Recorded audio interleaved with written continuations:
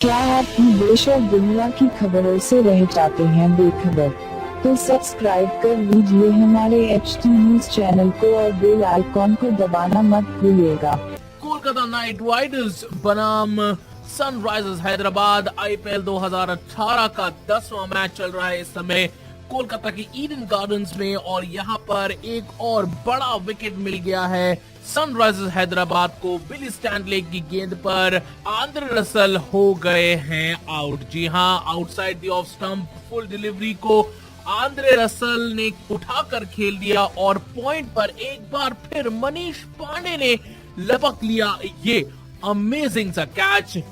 Boundary की तरफ भागते हुए उल्टी डायरेक्शन में उन्होंने ये कैच लपका और एक और जादुई कैच पकड़ा आज मनीष पांडे ने। बता दें कि इससे पहले उन्होंने एक और धमाकेदार कैच पकड़ा था जब बिली स्टैंडले की ही गेंद पर उन्होंने नीतीश राणा को आउट किया था। पॉइंट पे खड़े थे वो, बॉल को डाइव करके कैच करने की कोशिश की लेकिन बॉल उनके हाथ से निकल गई, लेकिन उस बॉल को कैच करने में कामयाब रहे मनीष पांडे। और इस बार भी बिली स्टैंडले की गेंद पर ही आंद्रे रसल का बड़ा विकेट लिया मनीष पांडे ने। उल्टी डायरेक्शन में भागकर उन्होंने ये डाइविंग कैच पकड़कर आउट कर दिया आंद्रे रसल को।